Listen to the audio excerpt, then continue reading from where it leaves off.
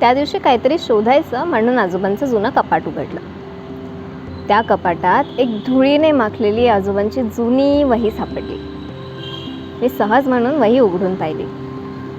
त्या वहीमध्ये लहान सहान गोष्टी लिहिलेल्या होत्या, जसं की खर्चाचा हिशोब, 5 रुपयांचं दूध, 2 रुपयांची भाजी, असं सगळं. दुसऱ्या पानावरती कवितेच्या काही ओळी लिहिलेल्या होत्या. वही चाळताना मला खूप गंमत वाटत होती, पण एके ठिकाणी अचानक येऊन पानं थांबली आणि डोळ्यात टचकन पाणी आलं.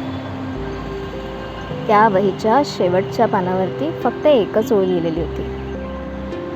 आजपर्यंत मी फक्त कामात व्यस्त राहिलो, ना स्वतःसाठी जगलो ना आपल्या माणसांसाठी. पुढच्या जन्मी मात्र वेळ वाया घालवणार नाही. कधी कधी आपल्याला आयुष्यामध्ये सोनं चांदी काही नको असतं. कधी कधी अशाच एका जुन्या वहीमधला एक धडा आपल्याला आयुष्याचा धडा शिकवून जातो. तुम्हाला काय वाटतं कमेंट्समध्ये नक्की सांगा. बाय.